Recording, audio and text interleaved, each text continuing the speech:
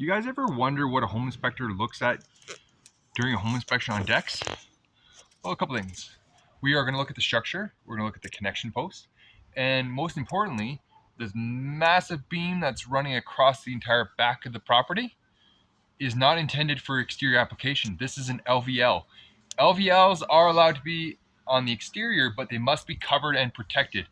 As you can see, the rainwater will come in between the deck boards and eventually rot the top of that beam out. Okay, what do we also look at? We also want to make sure that the ledger is adequately bolted to the house, and you'll see these nice bolts that we have. Well, a few things if they fell short on is they're missing a lot of nails in the joist hangers, which will help carry the weight of the house. Okay, and then we're also going to focus our attention on the stairs.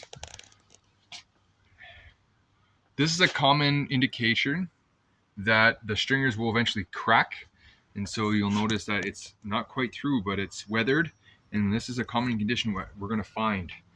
Okay, we want to look at where the fasteners are protruding through to see if it's splitting the treads. If we look at this stringer, it's actually snapped and weathered, and so this stringer needs to be repaired. I can't emphasize safety when it comes to decks, and so if we look at this staircase, it looks like it's been added after the fact.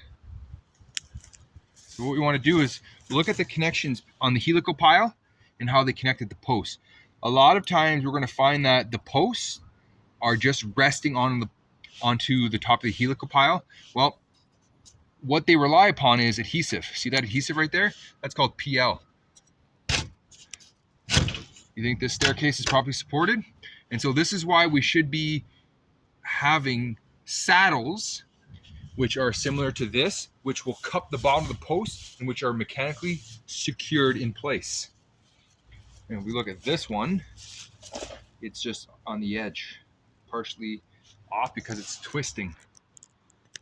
So do you need an inspection even on new builds previously lived in about how nicely these treads are supported? And that concludes what we look at during a home inspection.